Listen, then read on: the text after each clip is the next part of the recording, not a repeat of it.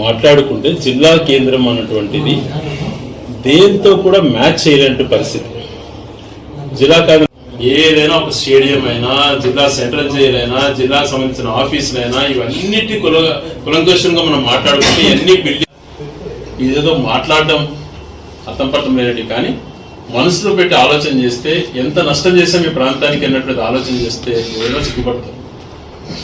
Head quarters అని చెప్పి ముందు ఇవ్వడం, తర్వాత గౌరవ మిథున్ రెడ్డి గారిని మా యొక్క విన్నపం మేరకు నన్ను కేంద్ర మంత్రి దగ్గరికి తీసుకెళ్లి ఇది ఖచ్చితంగా అవసరము, ఎందుకు అవసరం అంటే ఈ ప్రాంతంలో అనేక మంది విద్యను అభ్యసించే వాళ్ళు, అనేక మంది టీచర్స్ ఉన్న ప్రాంతాల్లో పిల్లలు మంచి ఎడ్యుకేషన్ ఇవ్వడానికి ఉపయోగపడుతుందని ఎక్స్ప్లెయిన్ చేసినప్పుడు ఖచ్చితంగా ఇద్దాం. ఇప్పుడు మదనపల్లి ఉంది, మదనపల్లి తర్వాత రాయచోటికి అని చెప్పారు. కానీ మొన్న రాష్ట్ర ప్రభుత్వానికి సంబంధించి ఒక కన్సెంట్ ఇవ్వాలి, ఎంపీ ఫార్వర్డ్ చేస్తారు. ఇక్కడికి వచ్చిన తర్వాత స్థలం సేకరణ కూడా జరిగింది, ఇక్కడ 10 ఎకరాలు తీసి కూడా పెట్టాం. కానీ కన్సెంట్ విషయంలో ఈ ప్రాంతానికి ఇవ్వకుండా అక్కడ కుప్పంకి ఎక్కడికో ఇంకొక అడిషనల్ స్కూల్ ఇచ్చి ఈ ప్రాంతానికి సంబంధించిన కేంద్రీయ విద్యాలయం ఇవ్వకుండా పోయారు. ఇక్కడ ఈ ప్రాంతానికి కొంతమంది మైనార్టీ సోదరుల యొక్క సహకారంతో యునాని కాలేజ్ కోసం చాలా కష్టపడి తిరిగి స్థల సేకరణ చేసి స్థలానికి అలాట్ కూడా చేసిన తర్వాత దాన్ని కూడా తరలించారు అని చెప్పి అధికారులే చెప్పడం జరిగింది. ఇలా ఒకటొక్కటి కోల్పోతుంటే ఈ ప్రాంత వాసిగా చాలా బాధ కలిగిన, ఏం చేయలేని పరిస్థితులలో మా విధానం ప్రజలకు తెలియజేస్తున్నాం. ప్రజల తరఫున పోరాటం చేయడానికి వాళ్ళు ప్రజలు నిర్ణయించిన దాని ఏ కార్యాచరణకైనా మేము సిద్ధంగా ఉంటాం, వాళ్ళకి తోడుగా ఉంటాం.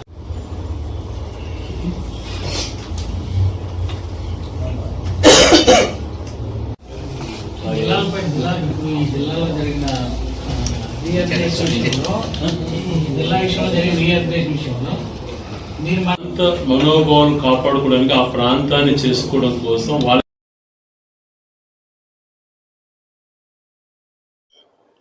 జిల్లా కేంద్రం పోయింది కదా, దానికి అనుగుణంగా ఓటు చేస్తామని చెప్పేటువంటి మాటలని మభ్యపెట్టేటువంటి మాటలు. ఏదైనా ఒక స్టేడియం అయినా, జిల్లా సెంట్రల్ జైలు అయినా కులంకషంగా మనం మాట్లాడుకుంటే అన్ని బిల్డింగ్స్ వాళ్ళు ఏమి చేసినప్పుడు దానికి ధీటుకు రాలేదు.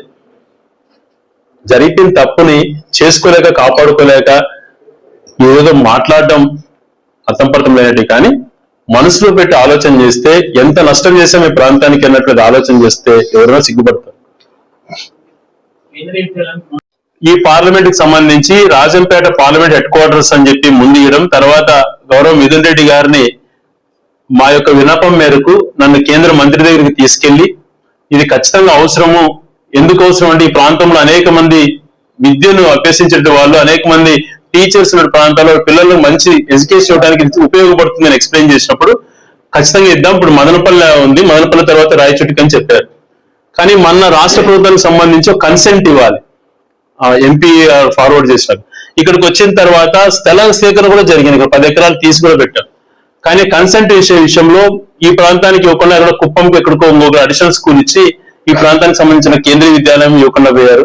ఇక్కడ ఈ ప్రాంతానికి కొంతమంది మైనార్టీ సోదరుల యొక్క సహకారంతో యునాని కాలేజ్ కోసం చాలా కష్టపడి తిరిగి స్థల సేకరణ చేసి స్థలానికి అలాట్ కూడా చేసిన తర్వాత దాన్ని కూడా తరలించారు అని చెప్పి అధికారులే చెప్పడం జరిగింది. ఇలా ఒకటొక్కటి కోల్పోతుంటే ఈ ప్రాంత వాసిగా చాలా బాధ కలిగిన, ఏం చేయలేని పరిస్థితులలో ఉన్నాం. మా విధానం ప్రజలకు తెలియజేస్తున్నాం. ప్రజల తరఫున పోరాటం చేయడానికి వాళ్ళు ప్రజలు నిర్ణయించిన దాని ఏ కార్యాచరణకైనా మేము సిద్ధంగా ఉంటాం, వాళ్ళకి తోడుగా ఉంటాం. ఏదైతే చట్టపరంగా లేకపోతే ఒక మనోభావాలు దెబ్బతీసే విధంగా ఈ ప్రభుత్వం వ్యవహరించింది తప్పు అనేటువంటి నిరూపణ అవుతున్నటువంటి టైంలో ప్రజలంతా కూడా ఈ ప్రభుత్వం చేసినటువంటి విషయాన్ని సరైనటువంటిది కాదు, వీళ్ళు తప్పు చేస్తున్నారు అంటూ భావించేటువంటి సమయంలో డైవర్ట్ పాలిటిక్స్ అనేటువంటిది నేర్చుకునేది వెన్నతో పెట్టిన విద్య ఈ ప్రభుత్వానికి కానీ, చంద్రబాబు నాయుడు గారికి కానీ, తెలుగుదేశం ప్రభుత్వానికి కానీ. అందులో భాగంగా ఈ విషయాన్ని ప్రజల్లోకి వెళ్ళిపోయింది.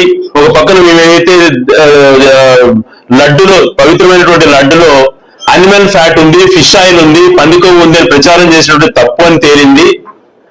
మరొక పక్కన మిగిలిన అంశాలు కూడా ఏదైతే వాళ్ళు ఎన్నికల హామీలు ఇచ్చేటివి నెరవేర్చేటివన్నీ కూడా పక్కకు పోయాయి. ప్రజలు ఇవన్నిటినీ కూడా అసహించుకుంటున్నారనే భావనలో ఏదో ఒక రకంగా డైవర్ట్ చేయాలని చెప్పి నేను